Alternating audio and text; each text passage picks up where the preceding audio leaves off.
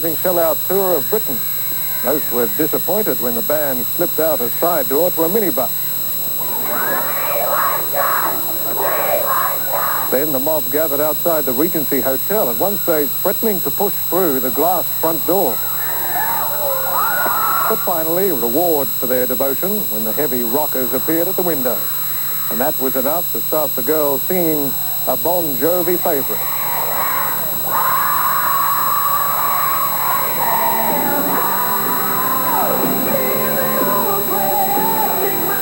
After concerts in Melbourne and Brisbane, the band bring their Slippery When Wet tour to Sydney later this month. Slippery when wet. A normal routine, even slipping out for an early morning jog. I had a hat on, my sunglasses, and I walked right by him. Right out the front door.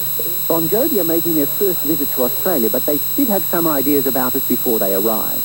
I have not heard the slightest bad thing back home from anyone who's ever been here.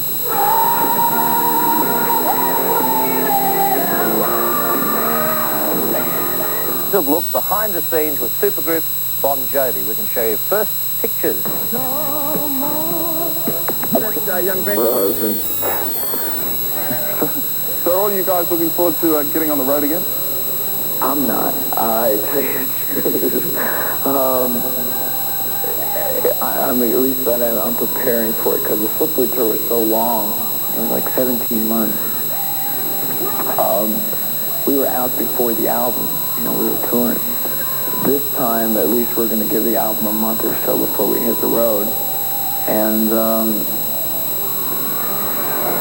slowly but surely, I'm falling back into the groove. You know, I'm expected in my mind to get back to work.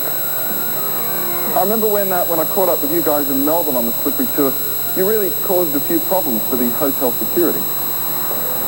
Mayhem. Kids outside my hotel room in Melbourne. All the day, all night.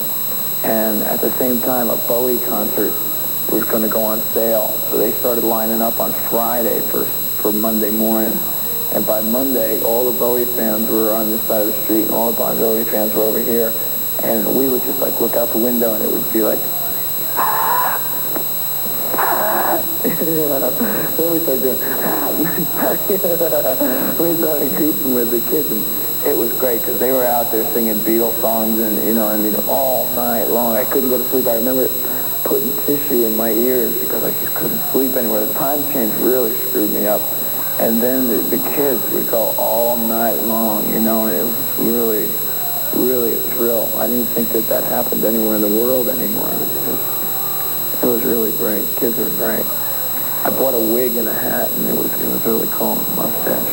So how would you like your next Australian tour to be? Like that one. That's all I could ever ask for. That one is great. Kids are great. Audience response was really good. I had a great time in Australia. Brisbane was wonderful. Then we went up to the North Shore, the beach. I just lay there for a couple of days.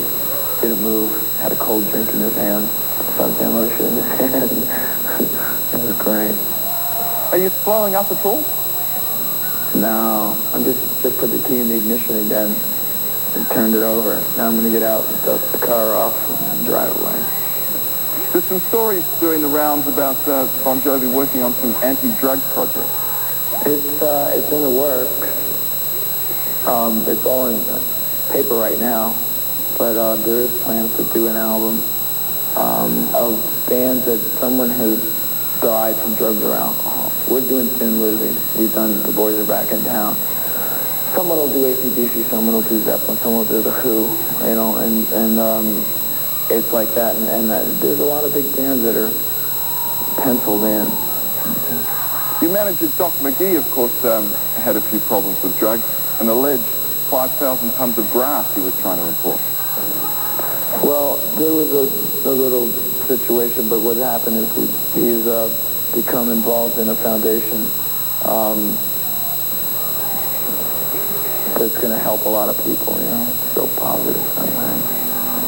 Oh, thank you, John. We do appreciate you coming into the studio so early in the morning. Look forward to seeing you down in Australia again before too long. Appreciate your time, mate. Give your fans a wave. Hey. Good on you. All right. That's right, I'm not, actually. I never went...